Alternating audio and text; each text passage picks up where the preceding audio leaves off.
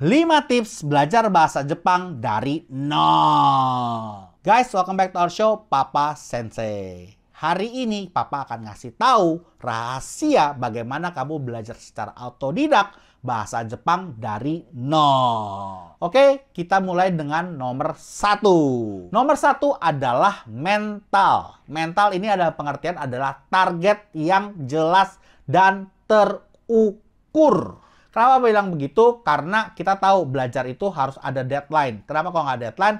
Ya semua bisa mawon. Nah, pertanyaannya adalah bagaimana kita memaksimalkan waktu. Kalau misalnya itu kita mau tahu, misalnya saya mau bekerja di Jepang, saya berarti perlu JLPT atau semacam tes TOEFL Jepang, level N3, N4, N5, atau N2. Setelah kita tahu bagaimana kebutuhan kita mulai berpikir secara logis bagaimana menuruti hal tersebut. Kita bisa belajar dan mengikuti panduan yang sudah ada dan jelas dibuat oleh Japan Foundation untuk kamu. Tips nomor 2 adalah mempelajari kosakata dan frase. Ini makin banyak kamu terendam dengan kosakata dan frase, makin akan luar biasa. Tapi kalau kamu paling gampang adalah kamu belajar. Misalnya 100 kata pertama bahasa Jepang yang harus kamu tahu. Itu biasanya akan keluar di bahasa Jepang. Tetapi yang kamu harus pelajari adalah kalau bisa itu sesuai dengan konteks kamu, sesuai dengan pekerjaan kamu, sesuai dengan kesukaan kamu. Ya. Jadi kita harus suka dulu baru kita akan lebih mudah untuk mengingat.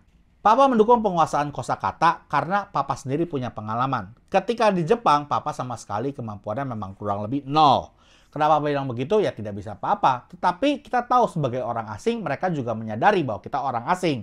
Karena kita orang asing, mereka mengerti keterbatasan komunikasi kita. Misalnya, yang benar adalah watashi wa gohan o tabetai. Ya kan? Des gitu kan ya. Tapi kalau kita bilang gohan tabetai, kurang lebih orang Jepang akan ngerti. Atau misalnya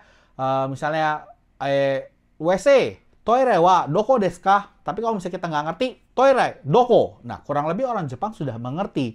Maka dari itu, kita pelajarin kosakata yang sebanyak-banyaknya. Makanya di salah satu beberapa video sensei juga banyak banget yang Papa coba ajarkan kosakata yang sangat praktikal. Seperti di minimarket, naik taksi, seperti di asrama, dan segala macam yang memenuhi tujuan kalian. Dengan banyak kosakata yang kita pelajari, kita akan mulai memahami. Dalam pengertian, ketika kita sudah memahami, oh, gue sudah mulai tahu kosakata ini, gue udah mulai tahu cara pengucapan ini, dan kita ketika bertemu dengan orang Jepang, kita akan mulai menganalisis mereka, bagaimana mereka menyampaikan, bagaimana grammar yang benar, bagaimana logat orang Jepang ngomongnya itu.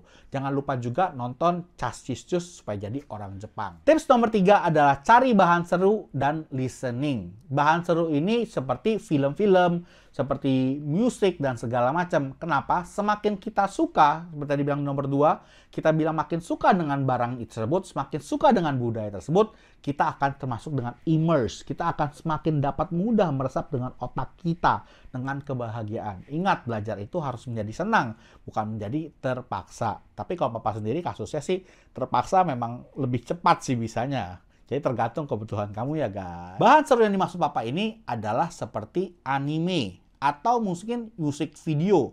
Kalau salah satu yang Papa suka adalah misalnya Papa masuk ke YT Music dan Papa lihat dengan Japanese pop music atau Japanese music with lyric. Biasanya akan dikasih tahu lagu-lagu yang pop yang modern dan di situ ada liriknya.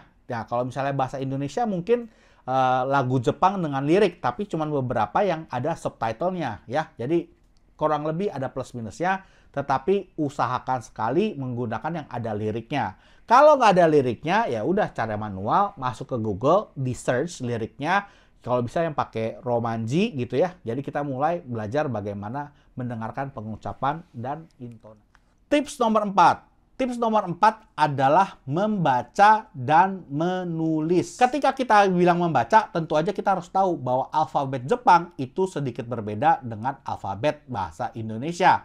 Kalau bahasa Indonesia menggunakan A, B, C, D, E, kalau Jepang menggunakan hiragana, katakana, kanji, furigana, dan emoji. Wah, banyak banget. tapi tenang aja, pelan-pelan kamu minimal belajar hiragana dan katakana. Pertanyaan berikutnya adalah, kalau misalnya kita membaca, bagaimana sensei? Saya nggak punya bukunya, saya nggak punya bahannya, saya nggak punya duit buat beli buku. Gimana dong? Jawabannya adalah menggunakan online. Enaknya belajar bahasa Jepang, ada situs-situs yang memberikan buku gratis. Ada situs seperti NHK, di mana dia memberikan pelajaran bahasa Jepang gratis, benar-benar secara gratis. Dan bagi kalian yang merasa, aku ingin lebih banyak baca buku lagi, kamu jangan lupa kunjungin Selip. Waktu itu Bapak sudah bikin shortnya. Nanti kalian lihat aja, itu adalah seluruh gabungan buku-buku yang di dunia dikumpulkan dalam satu website ya. Tapi tentu aja banyakan mereka menggunakan bahasa Inggris. Tips nomor 5. Tips terakhir ini adalah jangan pernah melupakan dengan speaking.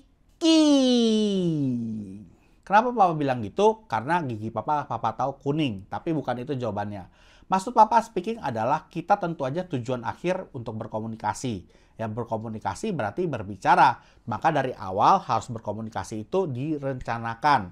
Salah satu yang mungkin sekarang lagi trending adalah Ome TV. Kamu menggunakan VPN, kamu pakai masuk Ome TV dan berbicara dengan orang Jepang secara gratis.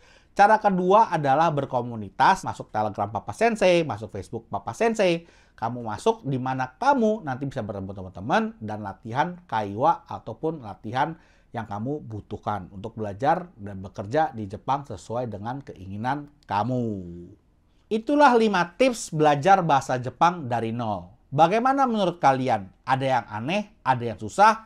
Coba kalian komen di bawah dan jangan lupa subscribe dan share video-video dari Papa Sensei. Kyo wa kokomade desu. Otsukare sama desu. Ting ting.